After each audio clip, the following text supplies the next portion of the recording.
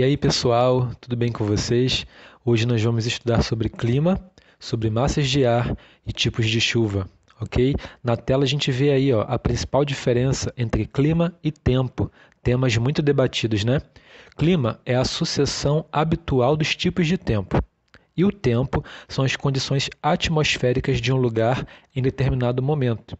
O tempo pode mudar de uma hora para outra, ao passo que o clima não muda com frequência. Exatamente, então a gente tem o clima permanecendo fixo. Para ter uma alteração significante, precisa fazer uma análise de, em média, 30 anos, enquanto o tempo, pessoal, esse daí muda constantemente. Em uma manhã pode estar fazendo um sol forte, à tarde começar a chover, esfriar um pouco o tempo e à noite voltar ao calor, né? Pode ser uma noite calorosa. Ou seja, o tempo ele muda constantemente, até mesmo dentro de um único dia, enquanto o clima não. O clima ele já tem, né, suas condições fixas que perlongam por mais tempo, ok? E dentro do clima, pessoal, nós vamos ver os elementos e os fatores, ok? Dentro dos elementos estão a temperatura, a pressão atmosférica, os ventos, a umidade do ar e as massas de ar, né? E dentro dos fatores nós temos a altitude, a latitude, continentalidade e maritimidade, correntes marítimas e vegetação. Vamos então entender sobre isso um pouco mais. Vamos lá. Na tela, a gente vê aí a latitude como um dos fatores do clima, né? A gente observa que as latitudes, quando são baixas, elas estão aqui no centro, ó, próximo à linha do Equador, né? Aqui a gente observa que os climas são mais quentes, as temperaturas são mais altas, né? Então, as latitudes geralmente aqui são bem mais baixas, próximo ao zero, lembrando que 0 graus é o paralelo zero, né? A linha do Equador. Conforme as latitudes vão subindo, né? A numeração, o grau vai aumentando, as temperaturas vão ficando mais frias, ou seja, as temperaturas vão ficando menores, ok? Então, a latitude ela é um fator importante para a gente entender a funcionalidade do clima, né? Latitudes baixas, próximo à linha do Equador, climas mais quentes, temperaturas mais altas. Afastadas da linha do Equador, né? Latitudes com numeração maior, com um grau maior, nós vamos ter aqui, ó, climas mais frios. A gente observa até pela cor, né? A cor são mais frias, né? As cores. A gente observa isso aqui nos polos, tanto aqui no Polo Sul, né? Na Antártida, quanto lá no Polo Norte, no Ártico. Então, quanto menor for o grau da latitude, os climas serão mais quentes, as temperaturas serão maiores. E quanto maior for o grau dessa latitude, os climas são mais frios, as temperaturas são mais baixas. Ok, pessoal? Altitude é um outro fator importante. Não confundam latitude e aqui é altitude, ou seja, quanto maior for a altura de determinado lugar, a temperatura será menor, né? Será mais frio, devido ao ar rarefeito, à falta de umidade e várias outras características. A gente observa aqui, ó, no esquema, aqui em Santos, né, no litoral paulista. Então, pessoal, 2 metros de altura, né? O nível do mar aqui seria zero, 2 metros apenas. Ou seja, 22 graus é a temperatura aqui fixada em Campos, né? Nós temos aqui nesse gráfico 22 graus. São Paulo, capital, né? Uma cidade um pouco mais acima, com 760 metros de altura, né? Lembrando que a gente está falando de altitude, né? Então, tenho aqui uma temperatura um pouco menor, 18,4 graus Celsius, né? Agora, preste atenção lá em Campos do Jordão. Campos do Jordão aqui, ó, está a 1.740 metros de altura, ou seja, uma altitude bastante significante, né, bastante considerável em relação a São Paulo e muito mais em relação a Santos. Então, a temperatura aqui caiu ainda mais para 15,8 graus Celsius. Percebam então que quanto maior for a altura, maior for a altitude da localidade, as temperaturas tendem a ser menores, ok? Então, esse é o fator de altitude.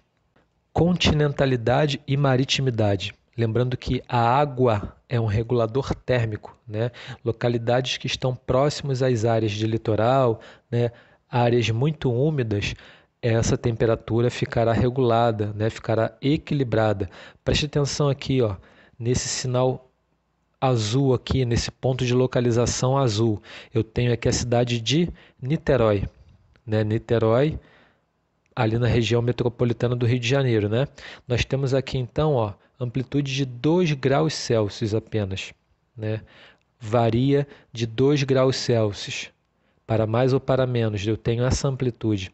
Agora perceba aqui, ó, Londrina, né, no sul do Brasil, ó, no continente, afastado aqui, ó.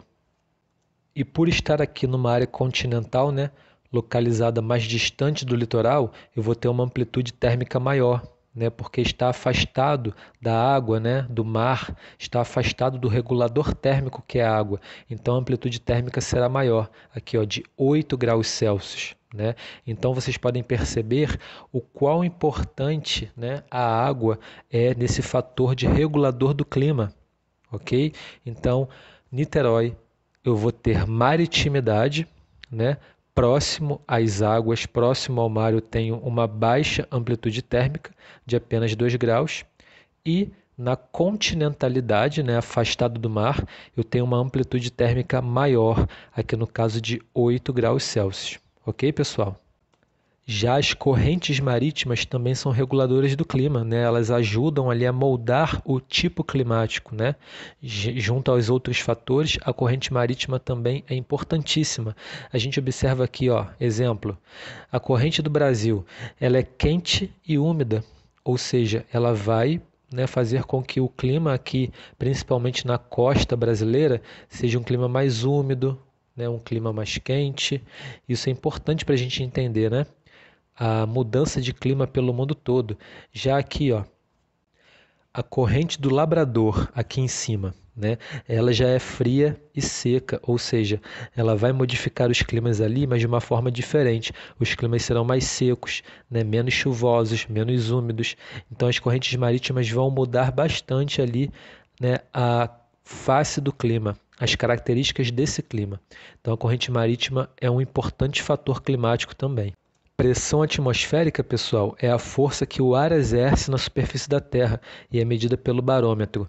Ou seja, regiões próximas ao litoral terão uma pressão atmosférica maior, né? E vai estar aí regulando esse clima. Já em áreas mais altas, né, em áreas com altitudes maiores, eu tenho uma pressão atmosférica menor.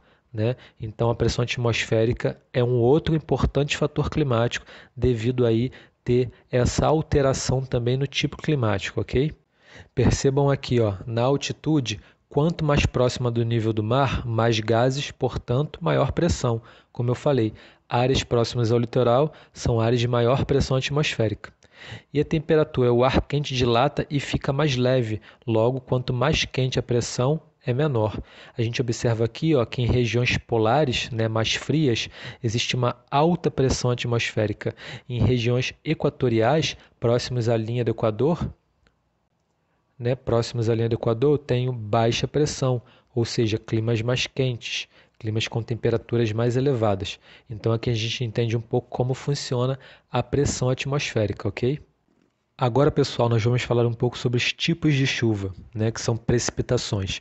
A chuva resulta do contato de uma nuvem saturada de vapor de água com uma camada de ar frio. Existem 3 tipos de chuvas principais. Vamos lá. Eu tenho a chuva convectiva, né? É aquela famosa chuva de verão, pessoal, porque a temperatura está bastante elevada, essa água ela vai evaporar com maior facilidade, em maior quantidade, né? E acumulando-se nas nuvens com ar resfriado, ela vai precipitar, né? Vai precipitar, inclusive com bastante quantidade, uma chuva considerada forte, né? Não tão longa, mas uma chuva bastante forte, né? Com bastante umidade, bastante água. Então a gente tem aqui, ó, o ar quente ou fresco, né? E aqui em cima o ar resfriado. Isso aqui acontece devido à grande evaporação, geralmente em meses de verão, né? Sobretudo aqui no nosso país, no Brasil. Aqui eu tenho a imagem de uma chuva orográfica, que é aquela chuva que ocorre aos pés da montanha, né? Aqui desse lado eu tenho o ar frio e úmido com vento e do outro lado um ar mais seco, né? Isso tudo conspira para que essa chuva aconteça aqui, né? Devido a uma nuvem bastante carregada, é como se esbarrasse aqui aos pés da montanha e ela vai chover, né? Vai precipitar toda essa umidade para apenas um lado. a outra área realmente vai ficar com ar quente e seco, né, sem a umidade que está sendo derramada desse lado aqui da montanha. Então a gente considera esse tipo de chuva como chuva orográfica, ok?